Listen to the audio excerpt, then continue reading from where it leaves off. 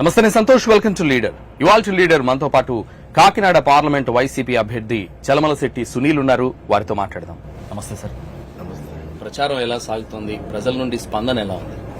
బ్రహ్మాండంగా ఉందండి. ముఖ్యంగా అంతా పాజిటివ్ వైపుతో మొదలైంది. ఎందుకంటే ప్రచారం మొదలైన రోజు కాడి నుంచి ఇప్పుడు దాకా కూడా ఎక్కడికి వెళ్ళినా, ఏ గ్రామాల్లోకి వెళ్ళినా, ఏ వార్డుల్లోకి వెళ్ళినా పెద్ద ఎత్తున ముఖ్యంగా మహిళలు వాళ్ళ స్వాగతం పలుకుతున్న విధానం కానీ, హారతలు కానీ ఇదంతా కూడా ఎందుకంటే మేము రెగ్యులర్గా వెళ్ళే ఇప్పుడు ఒక 5-10 ఇళ్ళు తిరుగుదాం అనుకుంటే వాళ్ళు అలాగా 4-5 గంటలు తిప్పేస్తున్న పరిస్థితులు కానీ అన్నీ చూస్తే ముఖ్యంగా this election is about Jaganmohan Reddy గారి గ్రాటిట్యూడ్.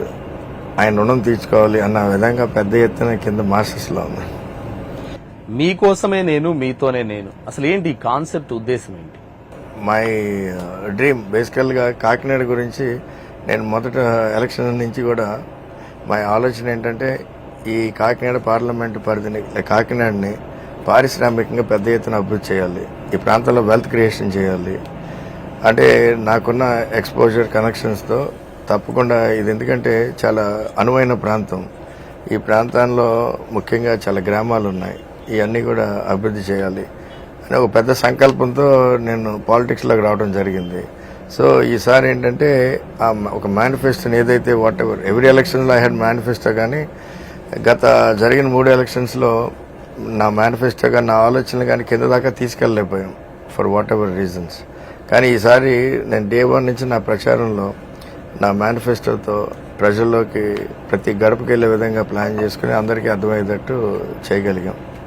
సో ప్రజలకు కూడా ముఖ్యంగా కాకినాడ పార్లమెంట్ పరిధిలో ఉన్న ఓటర్లు కానీ ప్రజలందరికీ కూడా భరోసా, ఈ ప్రాంతం మీద నాకున్న ఆలోచనలతో వాళ్ళ భవిష్యత్తు కానీ, రాబోయే తరాల భవిష్యత్తు కానీ ఏ మాదిరిగా ఉంటుందో కూడా చెప్పడానికే ఆ నినాదంతో ముందుకెళ్ళాం.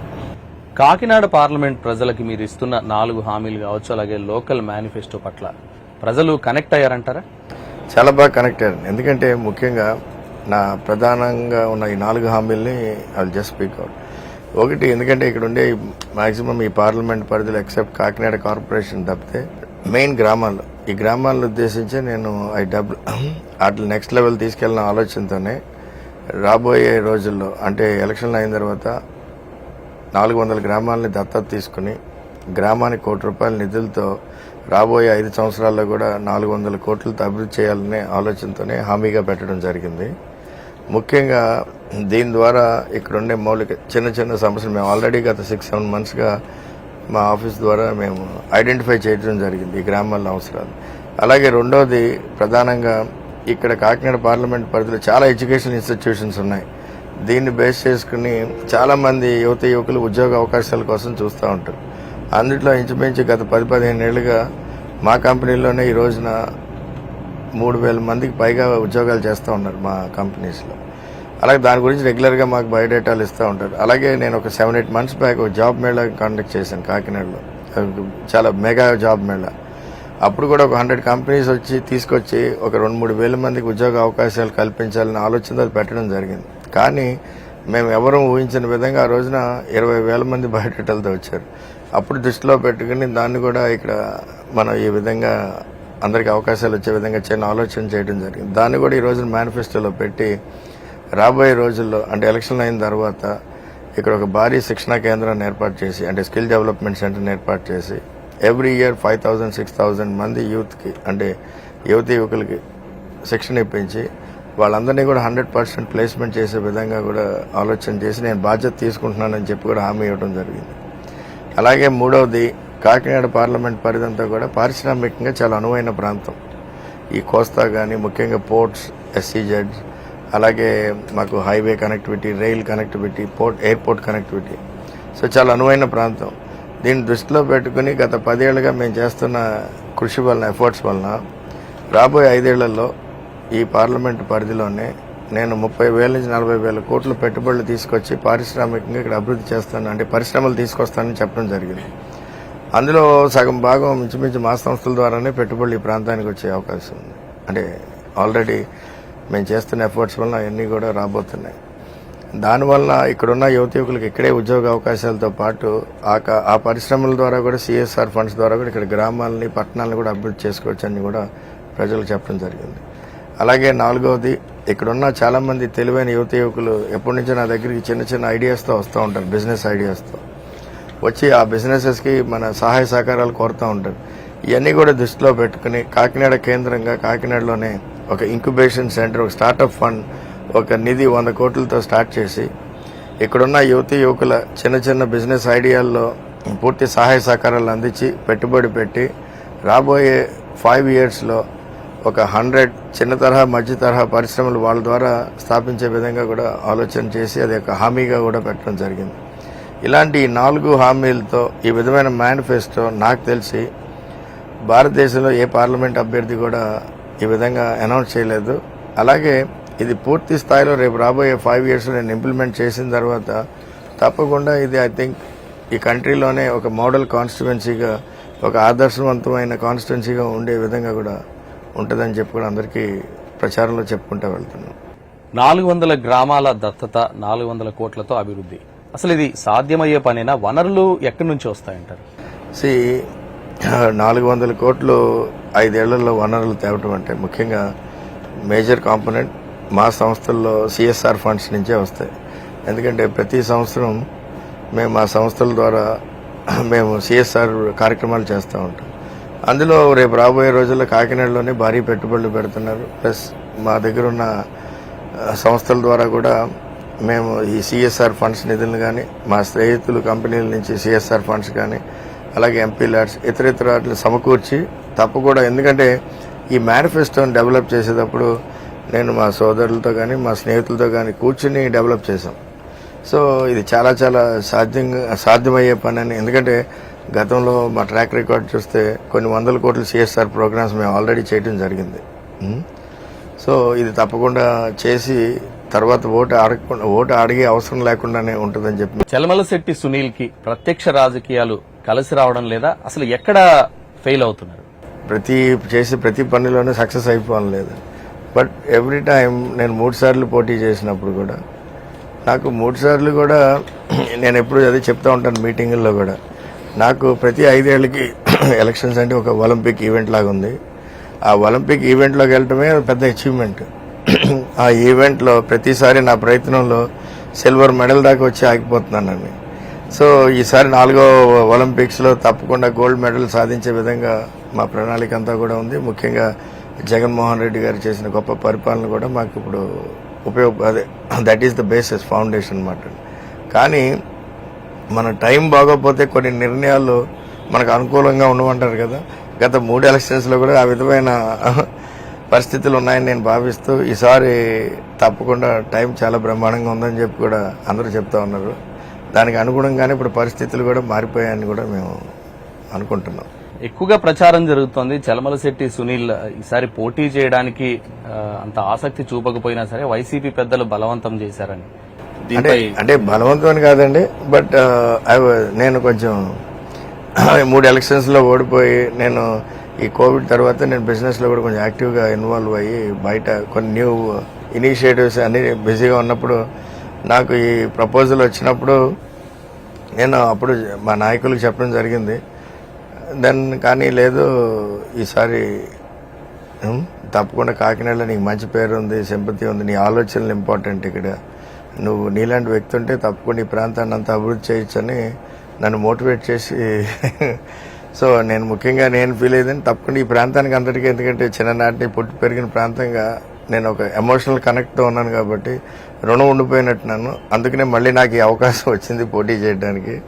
సో ఆ విధంగానే తీసుకుని కొంచెం ఇనీషియల్గా అటు ఇటుగా ఉన్నా చేయాలి వద్దు, బట్ వన్స్ డిసైడ్ అయిన తర్వాత జగన్మోహన్ రెడ్డి గారు కమిట్మెంట్ ఇచ్చిన తర్వాత అది సిన్సియర్గా ఐఎమ్ ఎగ్జిక్యూటింగ్. అంటే క్యాంపెయిన్ కానీ లోకల్గా కానీ అందరినీ 7గురిని ఎమ్మెల్యేలని కలుపుకొని 7గురితో ఫుల్ స్కేల్ క్యాంపెయిన్ చేస్తున్నాం. కాపు ఓటింగ్ ఎక్కువగా ఉన్న ఈ పార్లమెంట్ లో, అది కూడా జనసేన పోటీ చేస్తున్న దగ్గర మీరు ఎలా నెగ్గుకు రాగలుగుతారు అనుకుంటున్నారు? అంటే ఇది మా పార్టీ వైఎస్ఆర్ కాంగ్రెస్ పార్టీ, జగన్మోహన్ రెడ్డి గారు మొదటి నుంచి చెప్తున్నారు పేదల పార్టీ, పేదల పక్షానని. ఇవాళ పేదరికం అన్ని వర్గాల్లోనూ ఉన్నది, కాపుల్లో కూడా పెద్ద ఎత్తున ఉన్నది. సో ఇవాళ అన్లైక్ మా ప్రత్యర్థి పార్టీలు ఒక కులం మీద ఆధారపడి ఉన్న విధంగా కాకుండా మేము అన్ని కులాలని కలుపుకుని జగన్మోహన్ రెడ్డి గారి ఆలోచన, ఆయన ఇచ్చిన పథకాలన్నీ కూడా ఫుల్ సాచురేషన్. ఇవాళ బడుగు బలహీన వర్గాలు అలాగే మిగిలిన అన్ని కులాల్లో, ముఖ్యంగా కాపు కులాల్లో కూడా అందరికీ కూడా, ముఖ్యంగా మహిళలందరూ కూడా కాపు నేస్తం ద్వారా కానీ రకరకాలుగా లబ్ధి పొందే విధంగా ఈ రోజున ఆయన కార్యక్రమాలన్నీ ఉన్నాయి. అలాగే హౌసింగ్లో కానీ ఇల్లు పట్టాలకు ఇల్లు కట్టించిన దాంట్లో కూడా ఎంతోమంది కాపులు లబ్ధి పొందిన వాళ్ళు ఉన్నారు. సో తప్పకుండా ఇవాళ వైఎస్ఆర్ కాంగ్రెస్ పార్టీ వెనుక చాలామంది కాపులు కూడా ఈరోజు మా పక్షాన ఉన్నారు. మేమందరం కూడా కాపులమే కాబట్టి తప్పకుండా మాకు పూర్తి స్థాయిలో మద్దతు ఉన్నదని రేపు జరగబోయే ఎలక్షన్స్లోనే అందరికీ అర్థమవుతుంది. సునీల్ గారు, మీరు రాజకీయాలు వ్యాపారం కోసమే రాజకీయాల్లోకి వచ్చారా? ముఖ్యంగా చెప్పాలంటే మేము ఇంచుమించు నేను 2000 నుంచి వ్యాపారాలు చేస్తూ ఉన్నాను. అండ్ ఆల్రెడీ వ్యాపారాల్లోకి వచ్చేటప్పటికే, అదే పాలిటిక్స్లోకి వచ్చేటప్పటికే మేము చాలా కంఫర్ట్ జోన్లోనే ఉండి వ్యాపారాలన్నీ అభివృద్ధి చెందిన తర్వాతే నేను ప్రత్యేకంగా నేను రావటం జరిగింది.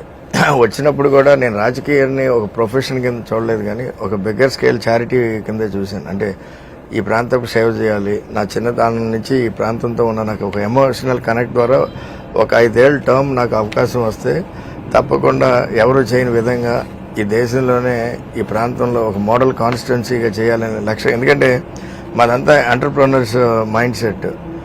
సో స్టార్టప్ స్టేజ్ నుంచి ఎన్నో కంపెనీలని బిల్డ్ చేసిన అనుభవంతో మాకు ఎప్పుడు ఛాలెంజింగ్ టాస్క్లు చేయటం అలవాటు. అలాగే రాజకీయం ఎంతో కష్టమైన పని అని తెలిసినా దీన్ని ఎప్పుడూ ప్రొఫెషనల్గా చూడకుండా ఒక సేవాతత్వంతోనే చూసి అవకాశం వస్తే తప్పకుండా ఒక 5 ఏళ్లలో ఎవరు చేయని విధంగా చేయాలన్న ఆలోచనతో ఇక్కడికి వచ్చినాండి. మనం ఇక్కడ పెట్టుబడులు వ్యాపారం చేసే ఉద్దేశం ఉంటే మనం రాజకీయాలు చేయకూడదు అని. కానీ అవన్నీ పర్వాలేదు, ఈ ఒక్కసారి తప్పకుండా చేయాలి. అందుట్లో ఇంకోటి కూడా ఏంటంటే, నేను రాజకీయాలు 25 ఏళ్ళు చేయాలి, 50 ఏళ్ళు చేయాలి, లేకపోతే నేను నా తర్వాత నా కొడుకు నా కూతురు రావాలి అనే ఆలోచన ఎప్పుడూ లేదు. It's only my one term and will see on. ఈ టర్మ్ నేను అనుకున్నాయని సాధించగలిగితే తప్పకుండా ఈ ప్రాంతం అభివృద్ధి పదంలో నడుస్తాను. నా అవసరం కూడా ఇక్కడ ఉండదు. అప్పుడు ఈ 5 ఏళ్లు ప్రభుత్వ పనితీరు అలాగే సంక్షేమ పథకాలు మీకు ప్లస్ అవుతాయనుకుంటున్నారా? అదే మాకు పెద్ద ఫౌండేషన్. ఇవాళ ప్రజలందరూ మేము ప్రచారంలోకి వెళ్ళినప్పుడు కూడా చాలా చోట్ల మేము మళ్ళీ జగన్ బాబుకే మా ఓటు, జగన్ బాబుకే మా ఓటు అని పెద్ద ఎత్తున మహిళలు మాకు ఎదురవుతూ ఉన్నారు. అలాగే ఈ రోజు చెప్పాను కదా, నా పార్లమెంట్ అంటే ఈ పార్లమెంట్లో నా ఎలక్షన్కి కానీ మా అసెంబ్లీ అభ్యర్థుల ఎలక్షన్కి కానీ మిగతా చోట కూడా ఇదే తీరని నేను భావిస్తున్నాను. ఎందుకంటే ఎక్కడ చూసినా జగన్మోహన్ రెడ్డి గారు చేసిన గొప్ప సంక్షేమ పరిపాలనే ఈ రోజున మా పార్టీకి పెద్ద అండ. ఈ రోజున జగన్మోహన్ రెడ్డి గారి ట్రాక్ రికార్డే మా పార్టీకి ఇది. అండ్ జగన్మోహన్ రెడ్డి గారు కూడా చాలా లౌడ్గా ప్రతి సభలో కూడా చెప్పడం జరిగింది, మాది పేదల పక్షాన పేదల పార్టీ అని. సో ఇవన్నీ కూడా మాకు అదే పెద్ద బేసిస్ ఫర్ దిస్ ఎలక్షన్ మాట. ఈ ఎలక్షన్ కి సునీల్ సీజనల్ పొలిటీషియన్, 5 ఏళ్లకోసారి వచ్చి వెళ్తూ ఉంటారు అంటూ మొన్న పవన్ కళ్యాణ్ కామెంట్ చేశారు. ఏంటంటే అండి, ప్రత్యర్థులకి ఇవాళ వాళ్ళకి ఈ ప్రాంతంలోకి, ముఖ్యంగా ఈ కాకినాడ పార్లమెంట్లోకి ఎందుకు పోటీ చేయాల్సి వచ్చిందో, లేకపోతే పిఠాపురంలో ఎందుకు పోటీ చేయాల్సి వచ్చిందో వాళ్ళు అది చెప్పుకుంటూ మానేసి కేవలం, ఎందుకంటే ఇక్కడ గెస్ట్గా ఎవరు వచ్చారో ఈ ప్రాంతంలో ఉన్న అందరికీ తెలుసు. నేను గత 15 ఏళ్ళుగా పొలిటికల్గా యాక్టివ్గా ఉన్నా. బట్ నా చిన్నతనం నుంచి ఈ ప్రాంతంలో పుట్టి పెరిగిన వాడిగా ఈ ప్రాంతం మీద పూర్తిగా అవగాహన ఉంది. నాకు ప్రతి నియోజకవర్గంలో నా బంధువులు ఉన్నారు, మా బంధువుల ఇల్లు ఉన్నాయి, మా ఇల్లు ఉన్నాయి, నాకు పొలాలు ఉన్నాయి, అలాగే నాకు ఇప్పుడు పెట్టుబడులు మీద. సో ఇదే రాజకీయానికి ముడిపడిన సంబంధం కాదు ఈ ప్రాంతంతో నాకు. గత 40 ఏళ్ళుగా నా చిన్నతనం నుంచి ఇక్కడ, ఎందుకంటే మేము చదువు రీత్యా లేకపోతే ఉద్యోగ రీత్యా లేదా వ్యాపార రీత్యా బయట ఉన్నాం. కానీ బట్ రెగ్యులర్గా మా హాలిడేస్ ఇక్కడే రెగ్యులర్గా. అండ్ ఇప్పుడు కూడా మేము, ఎందుకంటే ఎలక్షన్స్ టైం వచ్చేటప్పటికి అందరికీ సునీల్ గారు వచ్చారు, ఇక్కడ క్యాంపెయిన్ జరుగుతున్నాయి, మేము వార్తల్లో ఉంటాం కాబట్టి అందరికీ తెలుస్తూ ఉంటుంది. బట్ అదర్వైజ్ ప్రతి నెల మా సొంత పనుల మీద, బంధువుల పెళ్లిళ్ళకో లేకపోతే చావులకు రకరకాల విషయాలకి నేను వస్తున్నాను కాబట్టి, ప్రతి ఒక్కరికి అందుబాటులో ఉన్నాను కాబట్టి అన్ని వేల మందికి మా సంస్థల్లో ఉద్యోగం ఇవ్వగలిగాను ఈ ప్రాంతం నుంచి. కేవలం ఏంటంటే వాళ్ళు అవి కొన్ని కట్టుకథలుగానే నేను అభివర్ణించాను. అలాగే మరో కామెంట్ చేశారు, సునీల్ మంచి వ్యక్తి అయినప్పటికీ రాంగ్ పార్టీ ఎంచుకున్నారు, వైసీపీ నుంచి పోటీ చేస్తున్నారు కాబట్టి ఈసారి వైసీపీ ఓడిపోతుంది అంటూ కూడా జనసేన అధ్యక్షుడు పవన్ కళ్యాణ్ చెప్పారు. అంటే ఆయన చెప్పడం మరి ఆయన వ్యక్తిగతంగా వదిలేస్తాను. ఎందుకంటే అండి, గతంలో కూడా నేను పోటీ చేసినప్పుడు చంద్రబాబు నాయుడు గారికి చిడతలు వాయిస్తున్నారు, చిడతలు పంపిస్తానని అన్నారు గత ఎలక్షన్స్లో. సో ఈసారి ఎలక్షన్స్లో ఈ మాదిరిగా అన్నారు. ఏంటంటే ప్రత్యర్థుల్ని ఏదో రకంగా అనాలి కాబట్టి ఆయన ఆ విధంగా అనుంటారు. కానీ నేను ఈ ఎలక్షన్స్ పోటీ చేసిన ఏ వ్యక్తులను పర్సనల్గా ఇచ్చేసాం. ఎందుకంటే గతంలో నేను 3 ఎలక్షన్లు చేశాను. మా ప్రత్యర్థుల మధ్యన ఎప్పుడు ఇలాగ పర్సనల్ వ్యక్తిగత విమర్శలు కానీ వ్యక్తిగత అసత్య ప్రచారాలు కానీ దోషాలు కానీ ఎప్పుడూ జరగలేదు. ఇదే ఫస్ట్ సారి ఈ ఎలక్షన్స్లోనే నా ప్రత్యర్థుల నుంచి నేను మొట్టమొదటిసారిగా ఒక వ్యక్తిగతమైన కట్టుకథలు విమర్శలు కానీ అసత్య ప్రచారాలు కానీ ఎదురైనాయి. ఒకవైపు 3 పార్టీలు కలిసి వస్తున్నాయి. ఓటు ట్రాన్స్ఫర్ జరిగితే వైసీపీ గెలుపు అంత ఈజీ అంటారా? ఇవాళ election is only Jaganmohan Reddy గారు వర్సెస్ జగన్మోహన్ రెడ్డి గారు అండి. జగన్మోహన్ రెడ్డి గారు చేసిన గొప్ప పరిపాలనకి లబ్ధిదారుల మధ్యన పేదల మధ్యన అండ్ యాంటీ ఇన్కంబెన్సీ ఉన్న వేరే వర్గం అంటే ధనికుల వర్గం, రిచ్ అప్పర్ మిడిల్ క్లాస్ వర్గం. సో ఈ రెండింటి మధ్యన డివైడ్ ఉందండి. ఇవాళ అవతల పార్టీ మేము వస్తే ఈ రాష్ట్రానికి ఇచ్చేస్తాం, లేకపోతే మేము చేసే గత పరిపాలన చూసి మేము గత పరిపాలనలో మీ ఇంటికి చేసిన మేలును చూసి ఓటేయండి అని అడిగే పరిస్థితి ఎక్కడా లేదు. ఇవాళ రాజకీయాల్లో చెప్పాలంటే భారతదేశంలో కానీ ఎక్కడన్నా ఏకైక దమ్మున్న నాయకుడు మీ ఇంటికి మంచి జరిగితేనే నాకు ఓటేయండి అని చెప్పే నాయకుడు ఇప్పుడు దాకా రాజకీయాల్లో నేనైతే ఎప్పుడు ఎవరిని చూడలేదు. సో అంత దమ్ముగా, అంత కమిట్మెంట్గా, అంత కాన్ఫిడెంట్గా చెప్పిన ముఖ్యమంత్రి కానీ ఇవాళ ఒక పార్టీ అధినేత కానీ అది వైఎస్ జగన్మోహన్ రెడ్డి గారు. సో ప్రజలందరూ కూడా దాన్ని పూర్తి స్థాయిలో అర్థం చేసుకున్నారు. ఆయన ఏ మాదిరి పరిపాలన చేశారో ప్రతి గడపకి వెళ్తే అర్థమవుతుంది. ఎందుకంటే చాలా మంది హైదరాబాద్లో ఉన్న వాళ్ళకి అక్కడ ఉన్న వాళ్ళకి అర్థం కావట్లేదు. కానీ ఇవాళ నేను గడప గడపకి ప్రచారాల్లోకి వెళ్ళినప్పుడు అది డైరెక్ట్గా కనబడుతుంది ఏ మాదిరి గొప్ప పరిపాలన చేశాడన్నది. సునీల్ గెలిస్తే కాకినాడ ప్రజలకు అందుబాటులో ఉంటారా, లేకపోతే వ్యాపారాలు చేసుకుంటారా? తప్పకుండా నాకు రేపు ఎలక్షన్ అయిన తర్వాత ఈ ప్రాంతం అంటే ఈ కాకినాడ ప్రాంతం మీద ఉన్న నాకు ప్రేమ అనురాగంతో ఆల్రెడీ అందరికీ కమిట్మెంట్ కూడా ఇవ్వడం జరిగింది. గెలిచిన దగ్గర నుంచి తప్పకుండా అందరికీ అందుబాటులో ఉంటూ అండదండలుగా ఉంటూ అందరూ కోరుకున్న విధంగా ఉంటానని చెప్పి కూడా అందరూ గర్వపడే విధంగా కూడా మా ఎంపీ అని చెప్పుకునే విధంగా ఉంటానని చెప్పి కూడా హామీ ఇవ్వడం జరిగింది. చిరంజీవితో సన్నిహితంగా ఉండే సునీల్ పవన్ కళ్యాణ్తో ఎక్కడ చెడింది? గతంలో జనసేనలోకి వస్తానన్న సునీల్ రాలేదు అంటూ కూడా పవన్ కళ్యాణ్ అన్నారు. నాకు దీనికి చెడిపోవడం అంటే ఏమీ లేదు. ఎందుకంటే ఆయన ఆహ్వానించడం కరెక్ట్, కానీ ఆ ఆహ్వానాన్ని నేను మన్నించలేదని మేబీ ఆయన కొంచెం కోపం ఉండొచ్చు. అండ్ ముఖ్యంగా ప్రతిసారి నేను ఆయన ప్రత్యర్థిగా పార్టీలో ఉండటం వల్ల ఆయనకు ఆ ఇబ్బందికరమైన ఫీలింగ్ కూడా ఉండొచ్చు.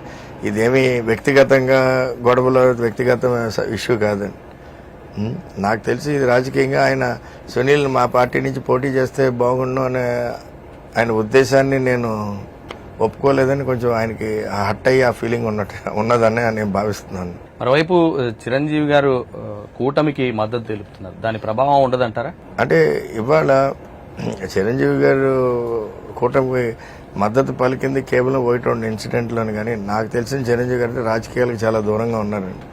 ఇవాళ కేవలం ఆయన మద్దతు తమ్ముడి గురించి మేబీ ప్రత్యేకించి పిఠాపురం మీద ఆయన మద్దతు ఇస్తారేమో కానీ బట్ ఇవాళ చిరంజీవి గారు పాలిటిక్స్ చాలా దూరంగా ఉన్నారు. ఇవాళ ఈ ఎలక్షన్స్ ఒక పొత్తు పెట్టుకున్న పార్టీలు వర్సెస్ జగన్మోహన్ రెడ్డి గారు. ఇవాళ జగన్మోహన్ రెడ్డి గారు అంత బలంగా లేకపోతే, ఆయన పరిపాలన అంత గొప్పగా లేకపోతే అంతమంది ఏకమయ్యి ఆయన ఎదుర్కోవాల్సిన పరిస్థితులు లేవు కదా. ఇవాళ ఆయన ఏ పరిస్థితుల్లో ఈ రాష్ట్ర ప్రజలందరూ కూడా చూశారు. ఏ పరిస్థితుల్లో ఆ ముగ్గురు ఏకమయ్యారన్నారు. ముగ్గురు ఏకమైనా కూడా చివరి సమయాల్లో కలిసి వచ్చే అంశాలు కూడా ఎక్కడ ఎదురవ్వలేదు. ఇవాళ నిన్న కాక మన రిలీజ్ అయిన మేనిఫెస్టోని కూడా ముగ్గురు కూడా ఆమోదం పొందిన మేనిఫెస్టోలాగా కూడా లేదని అందరూ కూడా చూస్తూనే ఉన్నారు. బీజేపీ వాళ్ళు ఏ విధంగా దాన్ని తిరస్కరించారు. ఈ పొత్తు ఆలోచన కేవలం జగన్మోహన్ రెడ్డి గారిని అడ్డుకోవాలి, ఏదో రకంగా ఆయన్ని గద్దె దింపాలి అనే ఆలోచన తప్పితే, పర్సనల్ ఎజెండా తప్పితే ఎక్కడన్నా ఏదన్నా అవినీతి జరిగిందని చెప్పగలుగుతున్నారు. కేవలం పర్సనల్ ఎజెండాతోనే విమర్శిస్తున్నారు తప్పితే ఎక్కడ ఇవాళ జగన్మోహన్ రెడ్డి గారి పరిపాలన విమర్శించే పరిస్థితుల్లో లేరు. గతంలో జరిగిన పోల్ మేనేజ్మెంట్ కావచ్చు, ఎలక్షన్ మేనేజ్మెంట్ లో జరిగిన తప్పిదాలు రిపీట్ కాకుండా ఎలాంటి వ్యూహాలతో ముందుకు వెళ్తున్నారు? అండ్ ఈసారి ముఖ్యంగా నేను మా ఆఫీసు పెట్టే ఎఫర్ట్సే కాకుండా ఇప్పుడు వైఎస్ఆర్ కాంగ్రెస్ పార్టీ చాలా ప్రొఫెషనల్ ఆర్గనైజేషన్గా ఉన్నదండి. ఎందుకంటే ఎమ్మెల్యేలకు కానీ ఎంపీలకు కానీ పూర్తి స్థాయి సహాయ సహకారాలు కంటిన్యూస్గా అందిస్తూ మాకు వాళ్ళు మానిటరింగ్ చేసి ఏదైనా యాక్షనబుల్స్ ఉన్నా ఏదైనా తప్పిదాలు మా వల్ల జరుగుతున్నా అన్నీ కూడా ఇమీడియట్గా మా నోటీసులు తీసుకొచ్చి ఆ విధమైన కోఆర్డినేషన్ సెంట్రల్ ఆఫీస్ నుంచి కూడా ఉండటం వలన చాలా పకడ్బందీగా పక్కాగా ఒక ప్రణాళికాబద్ధంగా మా క్యాంపెయిన్స్ ఉంటున్నాయి. గతంలో మీపై పోటీ చేసిన ఎంపీ అభ్యర్థులుగా ఉన్న తోట నరసింహం కావచ్చు, వంగా గీత కావచ్చు, ఇప్పుడు మీ ఎమ్మెల్యే అభ్యర్థులుగా ఉన్నారు. అంతా సెట్ అయినట్టేనా? సపోర్ట్ ఎలా ఉంది? లేదా చెప్పాను కదా మీకు, ఎలక్షన్స్ పోటీ చేయకముందు వాళ్ళతో నాకు బ్రహ్మాండమైన సంబంధాలు. ఓన్లీ ఎలక్షన్స్ టైంలోనే మేము ప్రత్యర్థులు, కానీ ఎలక్షన్స్ తర్వాత కూడా మా అందరికీ కూడా మంచి స్నేహపూర్వకంగా, అలాగే నరసింహ మాయ గారు అయితే ఆయన మాకు బంధువు, బాగా దగ్గర బంధువు చిన్న. సో అందరితోనూ మా సంబంధాలు బ్రహ్మాండంగా ఉండేవి. ఇవాళ ఎలక్షన్స్లో మేము అందరూ ఒకే టీంలో ఉండడం వలన అది ఇంకా బాగా ఉపయోగపడుతుంది. ఎందుకంటే మా అందరి మధ్యన కమ్యూనికేషన్ ఇంకా బెటర్గా ఉంటుంది. ఫైనల్ గా కాకినాడ పార్లమెంట్ ప్రజలు చలమలశెట్టి సునీల్కి ఎందుకు ఓటేయాలంటారు? ఎందుకంటే ఇవాళ కాకినాడ పార్లమెంట్ పరిధిలో ఉన్న ఓటర్స్ అందరికీ కూడా నేను చెప్పేది, వాళ్ళు పూర్తి స్థాయి అవగాహన చేసుకోవాలి. ఇవాళ వాళ్ళ ముందు ఉన్న అభ్యర్థుల్ని ఏ అభ్యర్థి అయితే కాకినాడ పార్లమెంట్కి బెటర్ అని ఆలోచన చేయాలి. ఆలోచన చేసినప్పుడు తప్పకుండా నా క్రెడెన్షియల్స్ కానీ, నా బ్యాక్గ్రౌండ్ కానీ తో పాటు నా ఆలోచనలు నాకు అవకాశం ఇస్తే ఈ కాకినాడ పార్లమెంట్లో నా మేనిఫెస్టో ద్వారా నేను చెప్పిన 4 కార్యక్రమాలని ఈ కాకినాడ పార్లమెంట్లో పూర్తి స్థాయిలో అమలు పరచగలిగే వ్యక్తి అని ప్రజలు నమ్మితేనే నాకు ఓటేయండి అని చెప్పి కూడా నేను అడగటం జరిగింది. అలాగే నా ప్రత్యర్థి క్రెడెన్షియల్స్ చూసుకుని అలా ఆలోచన చేయాలని చెప్పి కూడా నేను కోరటం జరిగింది. ముఖ్యంగా ఈ రోజున ఎలక్షన్స్ కొందరు వ్యక్తుల మధ్యన ఆ విధంగా చూడకుండా కొన్ని ఆలోచనలు మన ప్రాంతానికి, ఇవాళ మన భవిష్యత్తుకి, మన వచ్చే తరం భవిష్యత్తుకి ఏ నాయకుడైతే ఉపయోగపడతాడో, ఏ పార్టీ అయితే ఉపయోగపడుతుందో ఆలోచన చేయాలని చెప్పి కూడా మేము ప్రచారంలో ప్రతి ఒక్కరిని విజ్ఞప్తి చేస్తాం. థ్యాంక్ యూ సునీల్ గారు, all the best for your election. Thank you. ఇది కాకినాడ పార్లమెంట్ వైసీపీ అభ్యర్థి చలమలశెట్టి సునీల్తో స్పెషల్ లీడ్.